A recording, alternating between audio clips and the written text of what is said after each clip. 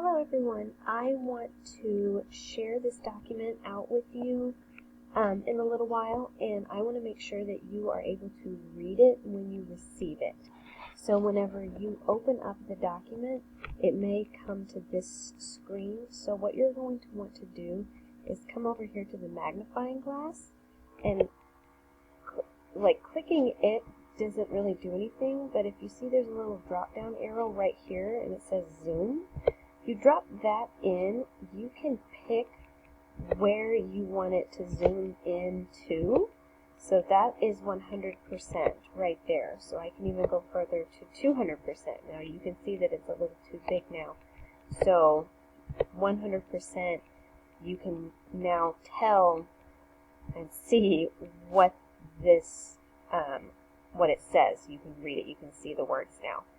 This is just an explanation of the behavior chart that I use in the classroom, but it's good to familiarize yourself with it as a remote learner as well, because you will see it whenever you get back into the classroom. So just read through that.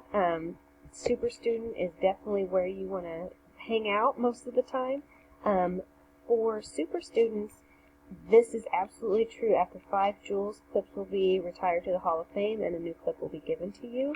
And what that means, once you have those 5 joules and you're on the Hall of Fame, you're on the Hall of Fame forever. Like, I still have clips from people who are now in high school.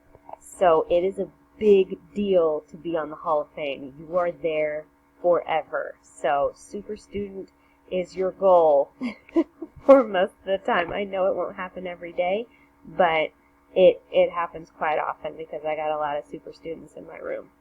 So just to give you an idea of the behaviors that are, the choices that are expected, the behaviors that are expected, and what happens when you move up and down the chart. So if you have any questions, just let me know. Thank you for watching.